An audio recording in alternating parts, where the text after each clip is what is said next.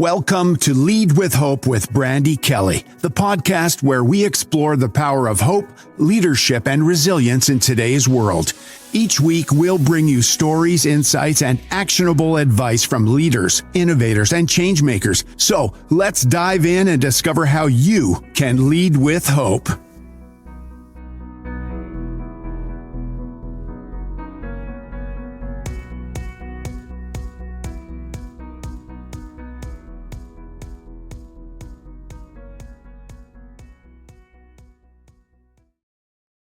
Hello, everyone, and welcome back to the Lead with Hope podcast. Today, I'm super excited to have Casey Watts on the show. She is an experienced educator, coach, and leader who helps school teams cut through the noise of initiatives and dysfunction by focusing on clarity and alignment. After 20 years in education, she has developed a framework that empowers leaders to create purposeful, high-functioning teams. And through her consulting, speaking, and Catching Up with Casey podcast, she equips instructional leaders to lead with the focus, not the fluff. So welcome to the show, Casey. Yeah, thank you for having me, Brandi. I'm super excited to be here and have this conversation. Yes. So, Casey, let's start out with a little bit about your story. So, can you share with the listeners a bit about your journey and what led you to create the framework focused on team clarity and purpose? Yeah, it's so funny. I've been thinking a lot about this lately. Like, where did this journey start? Mm-hmm. And when I was driving the other day, one of the things that I was thinking, I was just kind of like going back in time, and I have several stories along the way that kind of always point to clarity for me. But I remember in my classroom as a classroom teacher, there were some specific times where I noticed that my students would leave the carpet, like they would leave our gathering area, and they would go off to work. And sometimes, actually, let me be honest, a lot of the time I noticed I would have to pause them and restate my directions. Mm-hmm. And as that happened again and again, I was like, you know what? Something is not right here with my instruction. Something's missing from the way that I'm providing clarity to them. And so I just kind of started to make it a habit where I wanted to be very explicit with the directions for the task as they left to go work.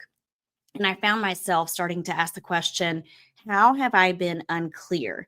In what ways can I clarify this for you? So it became a habit as a classroom teacher. And then as I shifted into becoming an instructional leader, I noticed sometimes the same thing was happening where I was hearing like some things that people took from what I had shared with them, either a vision that was cast or an expectation that was set.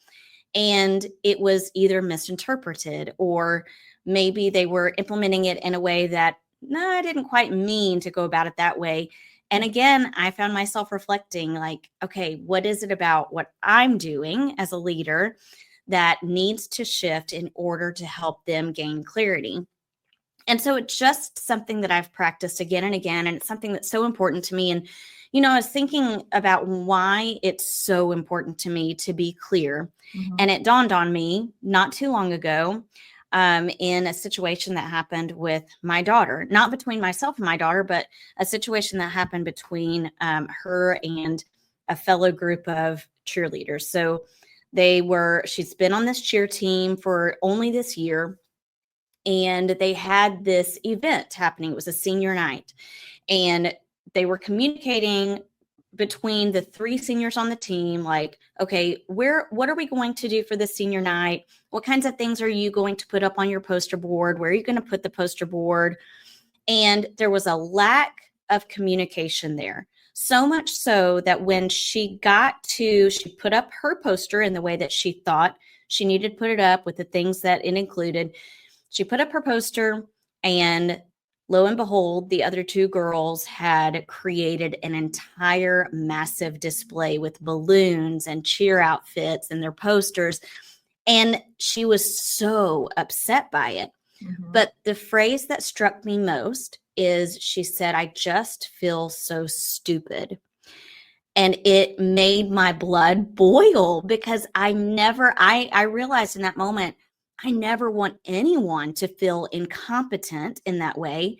And I also am a person who really doesn't like to feel incompetent. And so it really struck a chord in me about why clarity is so important. And for me, it is the hinge pin of success for both leaders and the people that they lead. So that's kind of my journey from being a classroom teacher to going into leadership to also trying to think about what clarity does for people just in our everyday world. Yeah. And there's so much there, Casey.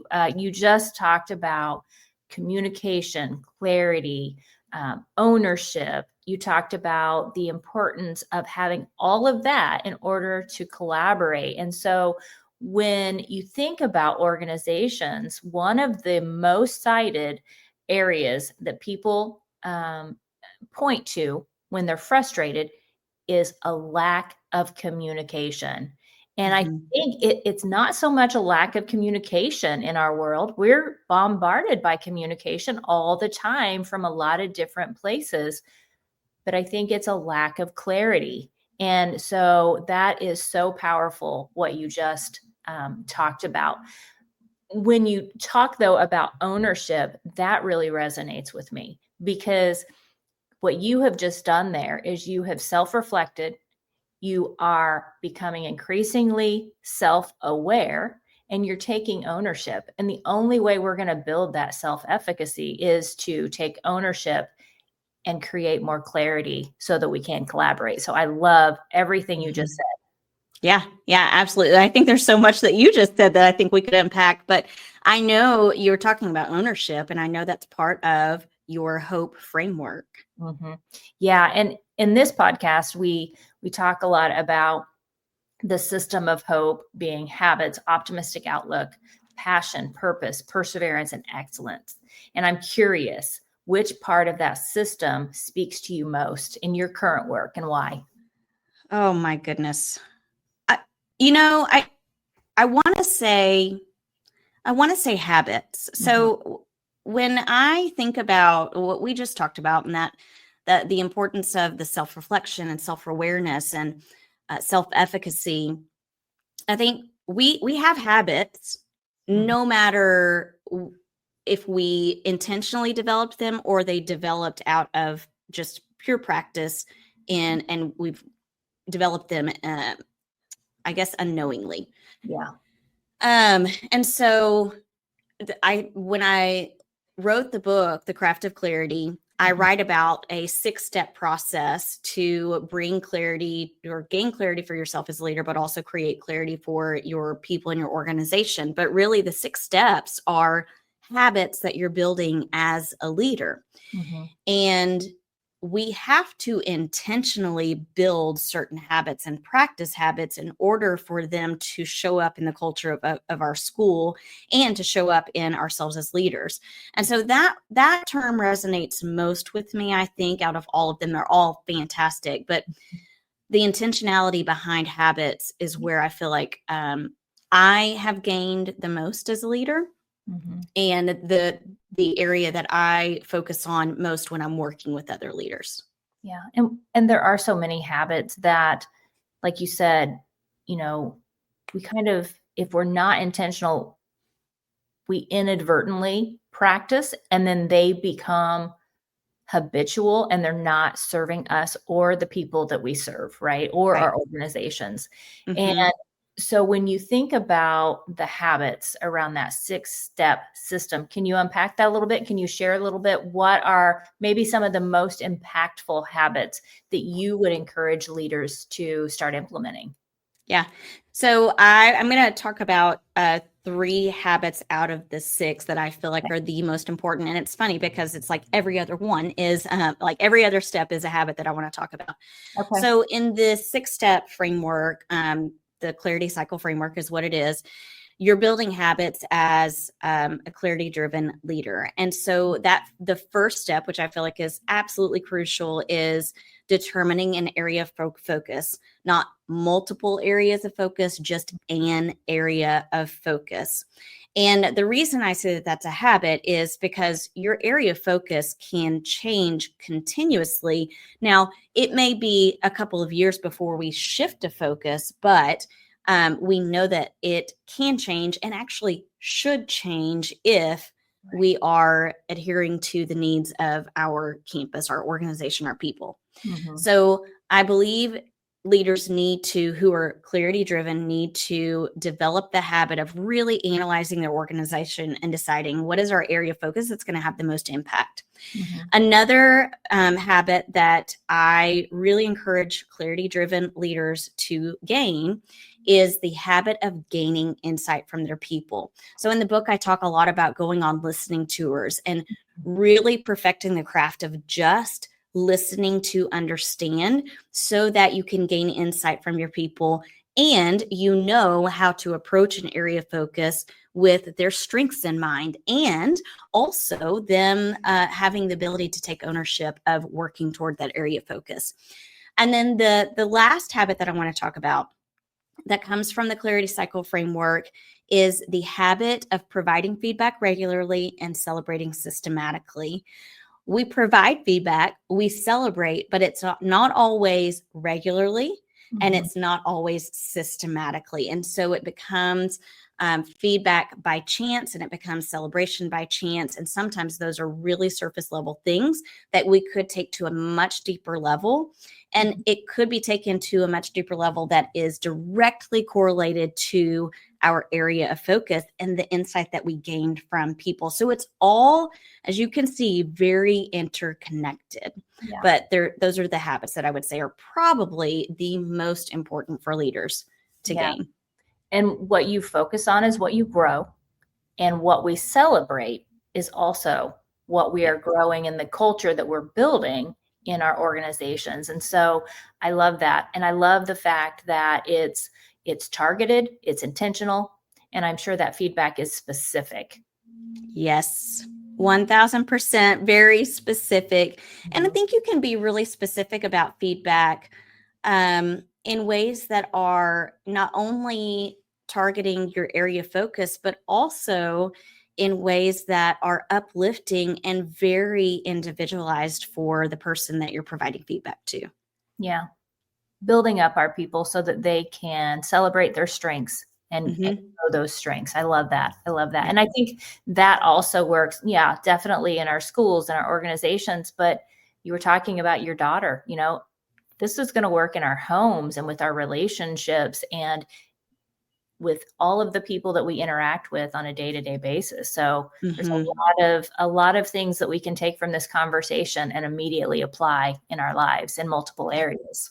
Yeah, absolutely. Yeah. So many leaders in their roles, they face adversity, maybe behind the scenes. It might be burnout. It might be frustration. It might be other systematic challenges. Can you share something, either personal or professional, that you've experienced, maybe a low point in your life that you'd be comfortable sharing with the listeners? Yeah. Oh man. Yeah, for sure. The story that my life story, I guess it's a kind of a turning point in who I became as a leader, both a leader, like just a 360-degree leader, meaning that person who was leading from the middle, and a leader, like a leader in position. I spent 2 years on a campus as a classroom teacher, and I was always and still am a high achiever. And because I was a high achiever, I was recognized for my efforts and my overly high achieving self. I was always recognized for that. And because of that, I was moved into an academic coordinator position, which for all intents and purposes can be seen as like an assistant principal position on this campus, because it was a very small campus. There was principal, academic coordinator, and then the staff. And I was only, I want to say 26 or 27 years old. I was not at all ready for this position. I was hired for that position or moved into that position because I think my boss thought I was going to be a yes woman. But instead, I am a boundary pusher. And I am someone who, if I see that change needs to be made, it's really hard for me when no one else is recognizing it or we're not doing anything about it. Stagnance is, I just can't handle it.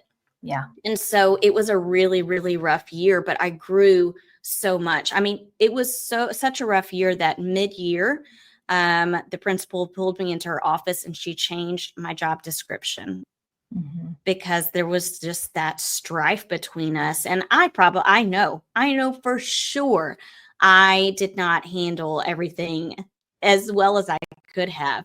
But again, it was such a moment of growth for me because I recognized the kind of leader I didn't want to be. I recognized what areas I needed to grow in order to handle conflict management.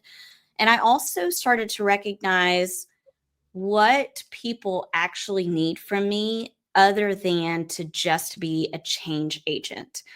Because I think sometimes, especially as leaders, if you are really passionate about what you do, you want to be a change agent, but you end up sacrificing the culture, I think, of your organization if you are pushing too hard to be that change agent.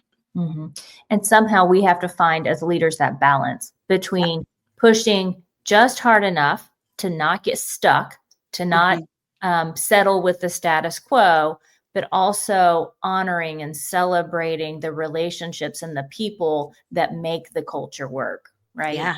Yeah. And it's not easy. It's absolutely not easy. But I love that you point to a situation like that and you talk about that pain point, because that is where we grow. When we're uncomfortable, we grow because we don't want to stay there, right? Right. Absolutely. Yeah. I'm actually so thankful for that year. I mean, I wouldn't be where I am without it. Right. So for the listeners, what would you say would be advice that you would give them for how do you navigate those low points in your career and continue to lead with hope? I would love to share a strategy that a coach of mine shared with me, if that's okay. Yeah, please. So I hired a speaking coach. I will always this is one thing you can hold on to, leaders. Always have your own coach, whether it's someone that is just serves as a mentor or you're paying someone, always have a coach. I utilize that in my career as an educator. I utilize that as a business owner now, consultant speaker. And a recent speaking coach of mine was working with me on mindset. And one of the things that we worked on was thinking about how to navigate from what our situation is and what our thoughts and feelings that are tied to the situation are, how to neutralize those, and then how to think about reframing those thoughts and feelings. Really and truly, your feelings may not change, but your thoughts about the situation can. And going through that reframing process was incredibly helpful to me because I recognize that so many of the thoughts that I have tied up in this situation that's occurring is just a narrative that I'm spinning that may not be a true reality. Right. And so how can I reframe it so that I'm looking at the actual reality of things and I'm approaching that situation accordingly? Even though my feelings may not change that much, I still can shift the way that I'm thinking about it. And that stuck with me for just about anything. So if I was to be able to go back in time and that situation I had with that principal I worked with, I would have really thought about what is the situation that I'm in and what are all the thoughts that I have about it and which of those thoughts are just an inaccurate, maybe limiting beliefs or assumptions that I'm making about this situation, and how can I reframe it in order to grow? Oh, absolutely. The way we look at things, the lens that we see the reality is so incredibly powerful. And it wasn't until later in my career that I started with an executive coach, and it was a game changer. I think that is such a powerful strategy that people can utilize in order to move past those pain points and to grow in this journey of getting better, day over day. But one of the things that my coach has recently told me is, if you continue to talk to yourself the way that you do, or sometimes we lie to ourselves, let's be honest. because we are our biggest obstacle. The thoughts that we have are our biggest obstacle sometimes to moving forward. And we've got to get real with what is reality-based and what do we need to reframe and utilize that strategy you just shared. So thank you for sharing that. That's powerful. Yeah, absolutely. Yeah. Now, the last question I have for you, Casey, is for the listeners.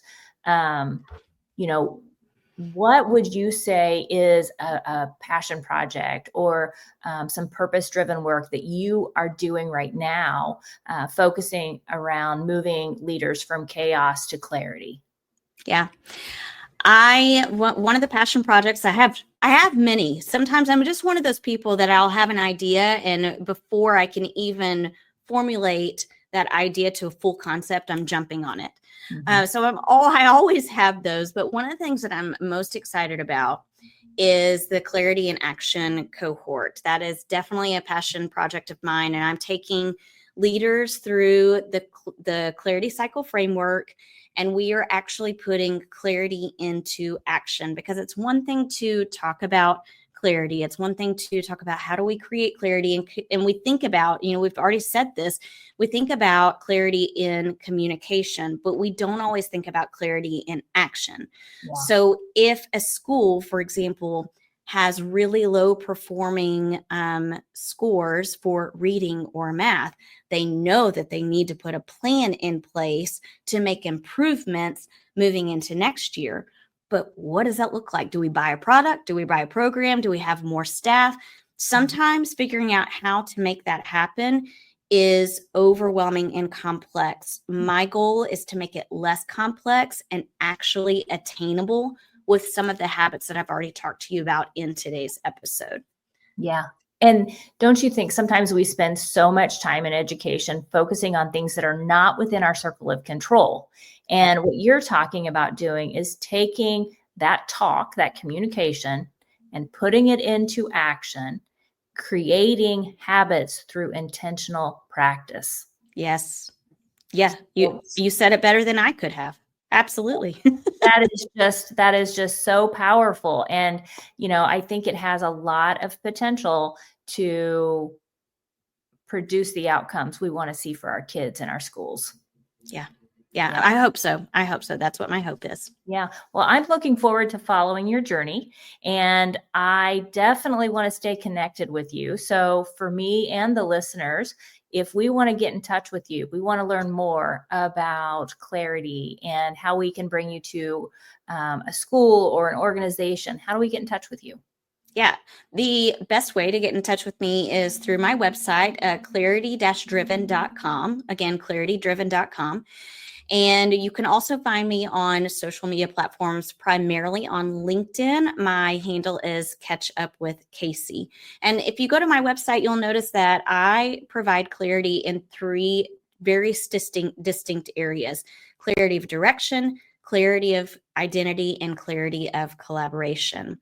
So yeah, that's where people can find me. Okay, so I have to ask a follow-up question for that. What is the difference between those 3 areas? Clarity of direction, clarity of identity, and then what was the third one? Clarity of collaboration. Collaboration. That one I should have remembered. Yeah. So when I provide or help leaders to gain clarity for themselves and create clarity, there are typically 3 broad categories, and the categories are direction, meaning we need to know where our campus is headed and how exactly they're going to get there and enter the Clarity Cycle framework. That's what we focus on. Or they struggle with leaders who are leading people, but they've never been taught how to lead, because people typically follow the trajectory. We talked about this on the podcast last night. People typically follow the trajectory of classroom teacher turned into leader, but with no formal training on true leadership skills. So that's where the clarity of identity comes in. And then finally, clarity of collaboration. This is where I work with a lot of people on revamping their PLCs or their team meetings, because they notice that they've become pointless or purposeless. And people are kind of falling into faux or fake collaboration instead of authentic collaboration that's productive.